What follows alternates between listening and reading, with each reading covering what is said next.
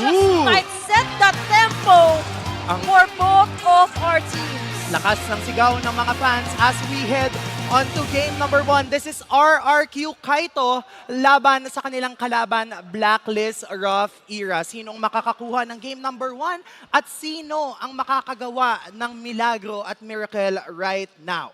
May himala nga ba? Yan ang tanong na masasagutan sa pagpasok natin here onto the Land of Dawn. Another best of 3 series here onto the playoffs. Pero ulitin ko lang, laglagan pa rin to, Auntie Yanara. So kung sino man ang matatalo sa seryeng ito ay officially out in the playoffs and kung sinong mananalo ay officially in the Grand Finals matchup. Welcome everyone! I-comment nyo na below kung sino ang team na sinusuportahan nyo. Kung Facebook, heart react for RQ Kaito. Like react naman for Blacklist Rough Era. Pero ngayon, like ni Reggie. Na sumilip-silip na nga lang din muna, of course. There's the recalls na nga lang din, Auntie. That's part of the, sabihin na natin, ritual nila sa pagpasok pa lang ng mga first few minutes ng laban natin. Ritual and Ferds dito. Mukhang mapapalo pero freeze lang din naman. Wala namang nangyayari. Uy, Para aga makikita nito, doon ni Denjiro si Kuroro. Level 3 na rin naman ang jungler ng Blacklist Rough Era. Very fast-paced jungling pattern for him. Pero so far, wala pa rin namang mako-consider na nagde-deny fully. Pero napakaganda ng pinakulan doon na Asosphere ni Mingguin at siya pa ay nakakuha doon with the Asa Recall ng Little Wonder. Auntie Yanara, ito talaga yung trend na nakikita natin kapag nakukuha yung Novaria. Yes. Talagang Ang last hit. Yes. Talagang mapapakanta ka ng swiper, no swiping. Wow. Pero dito, Mingguin, no swiping. Oo, tama. And alam mo, Athena, merong mas maganda doon sa Star Shatter na kinas ni Mingguin eh. Ano? Ikaw. Ay, syempre. Salamat. Ikaw na yan eh. And now, as we head on back to the game, wala pa namang mangyayari. 2 minutes in to the match onward. Plus Earth Shatter, ipopoke lang din naman ni 30% habang pinifreeze nga yung kanyang lane para lang din naman hindi mabilis maka-rotate itong barrats na ito. Yun yung maganda no? Sa head-to-head natin, si Percent at si Ferds talaga yung isa sa nilagay natin under the microscope. Kasi isa rin talaga sila sa mako-consider natin na magsaset ng tempo. Kasi nakikita nga natin yung trend na yung XP laners din talaga ang isa sa mako-consider ko na core na hero or core player. Kasi when we say core, hindi na lang to jungler basta-basta. Pero the one who carries the game also. Pero ngayon, maaga makakaposisyon ng 4 na miyembro ng Blacklist Rough Era. Maganda yung Asa Recall dito or Eco. Nandito na rin naman yung mga miyembro ng Blacklist Rough Era. Si Kuroro makakakuha ng unang turtle habang si Percent naman ang binabakbakan dito ni Denjiro. Mapapalo si Reggie pati si Percent pero back away na lang din naman. Reggie! Ang ganda na pagkakahatak doon. Wait! Tapos sinabayan pa ng Mystic Crush. Dalawa ang babagsak. Habang wala pa namang bumabagsak sa side ng Blacklist. Salamin! Sumalamin talaga yung gustong plano sana ng RQ Kaito. Napakagandang outmaneuver from Reggie. As we take a look onto that instant replay, na buong akala natin, mamamatay siya agad. Pero he wouldn't go down without a fight, Auntie. Definitely not without a fight. That very wonderful I am offended play coupled with that don't run Wolf King. Tapos sinamahan mo pa ng Mystic Crush, talagang babagsak ang mga miyembro. Para sa isa ang talaan ng ating kill score right now. And wala pa din namang nakakalamang. Sumagot na yung Blacklist of Era sa kanina na concern natin when it comes to the board. So yun yung parang glimpse ng game plan pala nila. Diba? At heavily na nakasalalay ito kay Reggie, of course with the Ruby. And of course, Percent nga na kanina nga sinabi ko, sobrang crucial din ng mga kain or Detonas. Welcome! Oo, pero siya ang itutunt dito lang din naman. Pero I'm offended. Play shadow na hindi din naman kukonect. X-Nova yata ang tatamaan. Mapapatay siya doon ng mga miyembro ng Blacklist Rough Era. X-Nova, i-X na muna sa listahan ng Blacklist Rough Era. Pero dito sa may bandang top, syempre, Lots inside. Hindi rin naman agad-agad magkakapatayan yan. Pero no. Si Saya. No way. Ganon. Ay, iba lamig, din. Diba? Diba? Ang lamig, pero pinapainit ng RQ Kaito's Blacklist of Era ang hapon natin. May kakainin. Detonas, welcome to Mama. Tapos maduduga siya dun sa may pader. Pero si Percent yata magiging low. Pero yung mga miyembro lang din naman ng RQ Kaito ang mag-disengage because 13 seconds before the next turtle of the match comes up. Habang nandito si Lods, sinusubukang i-maximize yung kanyang gold plating capability dito with the Nathan. Ito na yung papasok yung storya for Blacklist Rafira na yung miracle plays nila, di ba? Yung himala kasi minsan kailangan mo rin ng gawa. Yes. Di ba? Nasa tao ang gawa, nasa players ang gawa, pero ang gagawin muna nila dito ay kakalma nga ba? Oo. Andyan na nga lang din sa Ferds to the rescue! Astraleco tatama sa 4, pero yung mga member ng Blacklist Rafera mag-disengage. Si Kururo nandito sa harap, pero si X-Nova pinopoke lang din siya with Grabe. it. Wisp. Pero sabi nila, huwag na natin i-risk kasi medyo napapoke tayo dun. Maganda yung ginawa ni Ferds doon na nakita niya agad. Nag-move forward siya dito sa single bush here onto the jungle side. Meanwhile for Blacklist Rafira, kung mapapansin naman natin, hindi nila masyado iniinda yun. Yep. Knowing na si Kuroro hindi pa rin naman totally nasa stop on their Wow. tracks. Pero there's a salamin move dito, or mirror move rather. Dito sa may bandang Buhay taas, si Sai. kakagulo ang 4 na miyembro.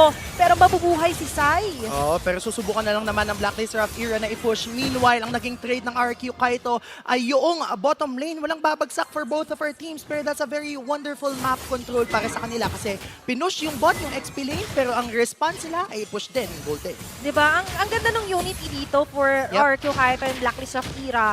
Hindi sila basta-basta nagpapa-aura. Yun yung Oo. newest term ng mga players natin eh. Walang naaurahan dito. Talagang tiwala lang sila sa isa't isa. And right now, checking on their early item builds at Yanara. Kaya rin naman pala medyo nakaka-slow Ice Queen 1. dito yung mga laser ni Sika with the Ice Queen 1 prioritization. Pero ito ang ipa-priority nila. Oo, yung mga member ng Blacklist Rafera Bumaba mapapakaw. si Pero ang Ferds, ganda ah. ng pagkaka-ultimate ko. Tapos dalawa, tatamaan si Sika, mapapalo. Pero yung entropy, kakasana si Denjiro nasa harap. Tapos babagsak si Sika. Hindi tatama yung kanyang aggression. Pero yung Star Shatter kukonekta kay Reggie. Pasok sa banga! Ang RQ Kaito! Sabi natin na nasa tawang gawa. Kaya ito yung gagawin namin.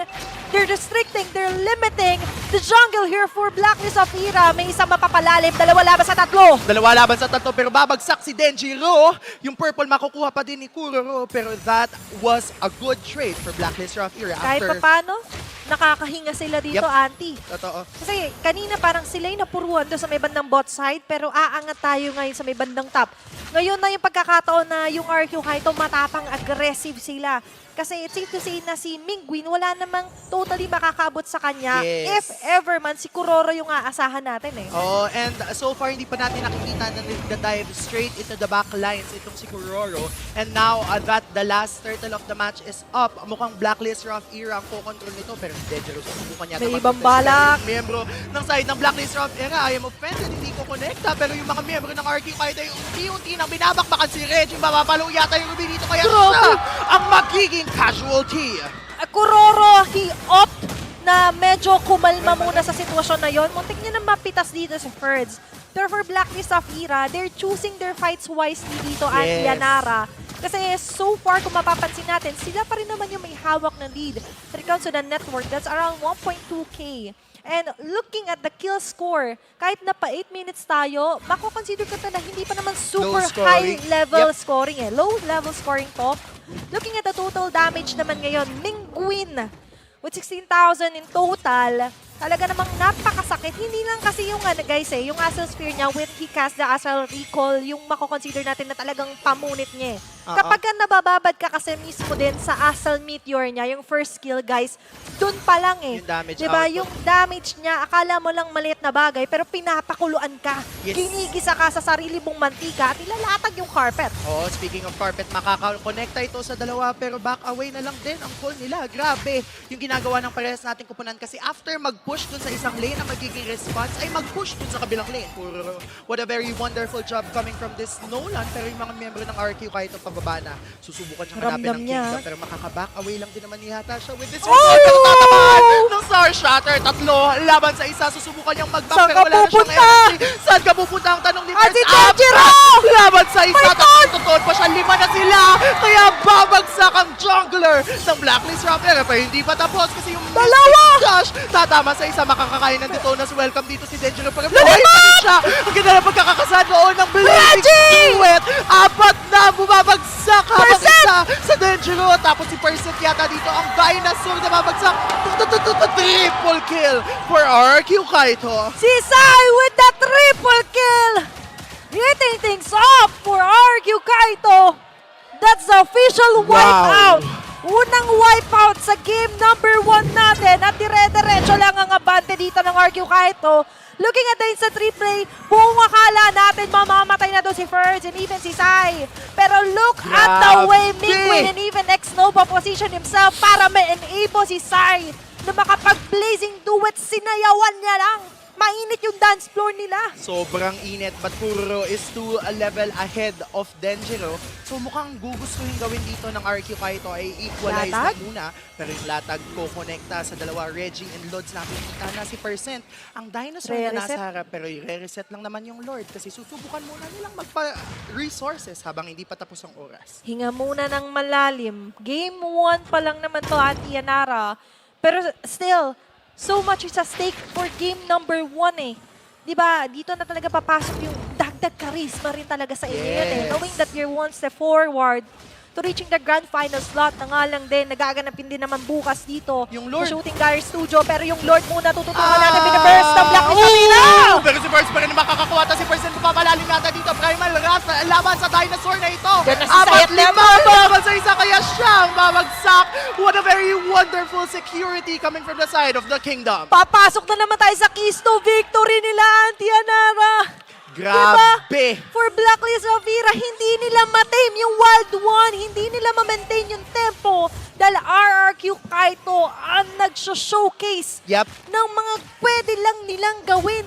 Binibigyan lang sila ng restrictions dito at rules. Sobrang bilis ng tempo and momentum na siniset dito ng RRQ Kaito and Ferds. What a very wonderful job from this kid. Nakikita natin and all of the members of RRQ Kaito actually, ang ganda ng pinapakita nilang layering of skills and now 11 minutes into the match. 11-11, make a wish! Habang yung mga wish naman dito ng side ng BLRW ay ma-defend lang din naman yung base. Si Percent papalo pero si Ferds nandito lang din naman sa harap. Hoy! Hindi siya makakain ng Detonas welcome kaya ang gugustuhin lang nilang gawin ay defend ang Lord. RQ Kaito, gusto nilang kunin yung spot na yun, Auntie Yanara, and the way to do it is to dominate each and every game. Nalalaro nila ngayong playoffs, yung pangarap nila ay gusto nilang gawing realidad. Yep. Pero sa ngayon, Blacklist of Era, lumalaban pa rin naman. May himala pa rin naman silang pwedeng gawin dito, Auntie Yanara. Yes.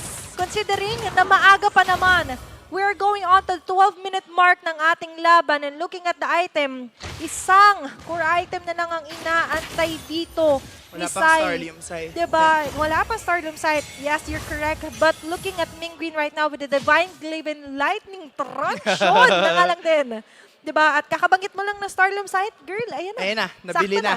So, right now, no, nakikita natin kung gaano kalaki yung gold lead na meron dito si Sai, especially against his opponent, Lods. And in this case, nararamdaman natin yung damage output. Ito yung binabanggit ko kanina nung start pa lang ng draft. The moment na ikasa nitong si Sika yung kanyang Mystic Aray ko. Gush, eh Oh. talagang madali siyang maging biktima nung ultimate coming from this Claude. Pero speaking of damage output, grabe na si Mingwin. Hindi na lang si Sai or Claude yung threat kay Sika eh, di ba? Kahit si Mingwin, ito yung kaninang ang naging parang dilema ko na wait lang, pinakawala nila yung Novaria, binigay pa nila kay Mingwin. Eh si Mingwin ngayon yung masasabi natin na isa sa player na sobrang galing gumamit ng isang Novaria. And right now, pinapatunayan niya lang he's untouchable with 100% Andyan na kill naman si- participation by the way. That's 208 Antianara. Andyan na naman si Mingwin. Kinabahan na Lagi- naman ako para Yun kay nga eh. Kuroro. Sabi niya, gusto niya perfect attendance siya ngayong playoffs. Yes, Diba? perfect 208, pero eto susugod na sila. Pero buhay pa din si Denjiro kahit kinasana siya ng Lumipad? mga ultimate lumipad pero hindi din naman niya kokonekta yung second phase ng kanyang ulti. So definitely alam ng Blacklist Rough Era na wala pang ultimate dito si X-Nova, yung Lord babakbakan na ng side ng kaharian. Pero yung mga miyembro ng BLRW ay nandito lang din man. Dito na si Welcome, kakainin niya yata doon si Spurs. Pero siya ang babagsak. Kuroro nandito mag-TP out lang din naman kasi ayaw niyang i-risk with a TP. Grabe! RRQ Kaito, kontrolado nila yung bawat aspeto na pwedeng pasukan doon ng Blacklist of Era. Now they're on the rough patch pero may pag-asa pa rin naman to Anti-Yanara. Even though the Goldie deciding with RQ Kaito, for Blacklist of Era, they still have that chance to properly layer their skills. Yes. Kasi kung mapapansin natin, Blood ma-retain lang ng ilang segundo pa ni Percent sana yung posisyon niya doon. That was a very crucial Uy. play sana na pwedeng pumabor sa kanila. Kaso nga lang ito, Abante, ang lahat ng linya, mababasag. Yung bottom inhibitor turret for Blacklist Rough Era, magagamit ang iba sa mga ultimates, pero hindi naman Defable. ipipilit to ng True. RQ Kaito. Defable, malakas yung kanilang wave clear considering that this is a Gord as well as the Nathan. Yeah. Yung damage output coming from the entropy is enough to clear out the minion waves. Pero si Ferds yata dito ang magiging susunod na biktima pero buhay pa din siya. Ganda ng pinapakita ng RQ Kaito. And I just wanna say, no, Athena, to everyone out there who's watching X-Nova right now, one of the deadliest combination now using the Mathilda is the Blood Wings plus the Flask of the Oasis. Kasi kumakapal ng sobra yung shield na meron ka. So hindi na kagaya before na sobrang after mong magbuo ng Enchanted Talisman, magde-def item ka na. Ngayon medyo nagbabago yung ating meta. Tsaka yung Blood Wings kasi, mas sabihin na natin nagkadya sa presyo. Yes. 'Di ba? Kaya ibang mga 2-7 player na lang zero, yata, 'di ba? Mas napa-priority na siya. Yep. Nagpa-first build pa nga actually, 'di ba? Yes. Pero ito muna yung first target nila. Si Reggie yata mahuhuli dito pero si Ferds buhay pa rin naman. Primal Rat kakasama Aray niya ko. pero yung mga miyembro ng RRQ Kaito ay ready to go back just in case wala pang dumadagdag na casualty and Mingwin still with a 100% kill participation as well as X-Nova Athena. Talaga namang yung duo na to is very deadly. Yes. 'Di ba? And Blacklist Zafira ngayon, ang isa sa nakikita kong chance for them to push back, fight back dito sa RQ Kaito is mabigyan lang talaga na magandang setup ni Reggie dito si Sika and even True. Kuroro. Si Lods, may pag-asa siya makapag-free hit and makaligtas if ever kasi nakita ko siya nag-purchase na rin ng Winter Truncheon. So yung ilang Mag-grow na siya segundo as a na yon, player. mag-grow na siya at makakapalag sila dito sa RQ Kaito and Bloodwings looking at the item build. Oo. Makikita natin na almost full build na lang din naman dito itong si Lods. But then definitely sa makikita natin, binenta na niya even yung kanyang boots. And Wala nang hindi boots, natin boots. makikita doon na bumili siya ng Wind of Galim. Nature. Pero saglit lang din naman kasi si Grabe. Reggie ang susunod nilang huhulihin. Again, going back to the point, hindi nag-build ng Wind of Nature doon si Sai kasi alam niya na ang isa sa mga primary damage dealers ng side ng Blacklist Rough Era Magic ay itong si Lods as Yeah. well as si Sika. Hindi gumagana yung Wind of Nature for both of these players. So, sa lahat ng aspiring gold laners natin out there and even to all of our aspiring players, kailangan natin maging conscious kung sino yung unang parang babawas sa atin. That way, alam natin kung ano ipaprioritize natin i-build. Lamang ang may alam. Yes! That segment is brought to you by Auntie Yanara. Diba? At ngayon nga, ito yung isa sa pinaka-inaasahan natin na pwede magkaroon ng big team fight. Pero kahit isa pa, patusin na nila!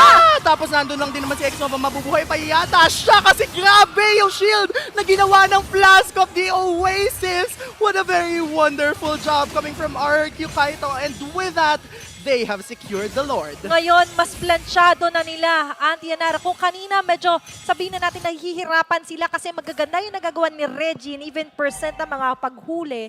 Pero Si the X-Nova moment na nakangiti. kung nahihirapan tayo makipagsabayan, paisa-isa nating tanggalin sa Yes. equation dito yung mga setter ng side ng Blacklist Rough Era. And right now, the road is smooth. Magmamarcha sila papasok sa base ng Blacklist Rough Era. Pero yung Lord, nagmamarcha na lang din naman 4 laban sa 5 si Reggie yata ang magiging low. Pero ang call ng RQ Kaito ay tower lock. Kaya naman, Viva RQ as RQ Kaito takes game number 1.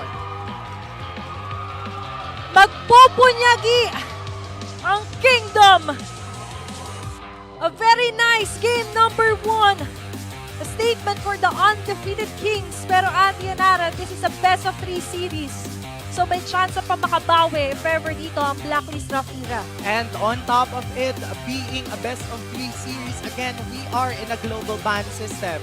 So meaning, yung ginamit ni Mingwin na Bavaria? Noveria na talagang sobrang naging effective, hindi na natin siya pwedeng makitang gamitin ng side